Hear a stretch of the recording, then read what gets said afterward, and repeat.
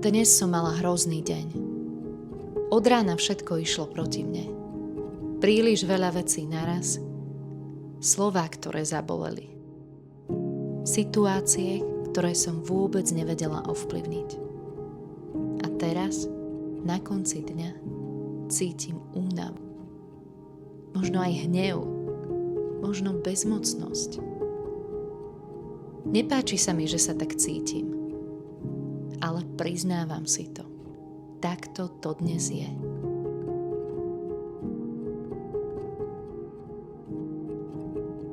Nemusím sa tváriť, že všetko je v poriadku. Nemusím svoje pocity skrývať ani sama pred sebou. Môžem cítiť presne to, čo cítim. Aj keď je to nepríjemné. Aj keď by som chcela, aby to už prešlo.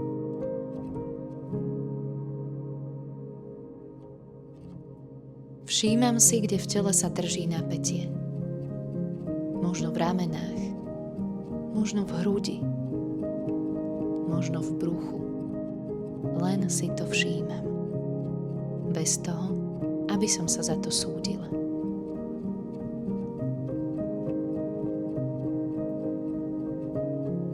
Dýcham. Nádych a výdych. Ešte raz nádych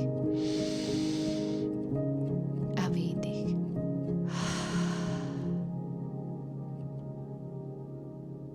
Každým výdychom púšťam aspoň kúsok z toho, čo dnes bolo ťažké. Nemusím to všetko uvoľniť naraz. Stačí pomaly.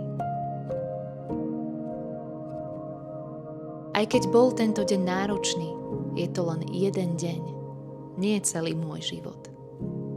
Aj v ťažkom dni môžem nájsť chvíľu pokoja. Práve teraz. Moje telo sa začína uvoľňovať. Ramenné svaly povolia, dých je o niečo hlbší. Pohľad je mäkší. Som tu pre seba.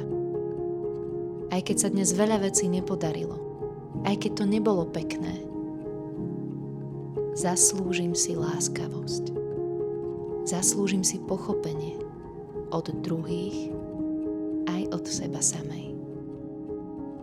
Nechávam myšlienky, aby prichádzali a odchádzali.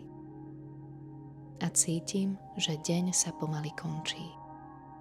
Dnes sa o seba postaram tak, ako najlepšie viem.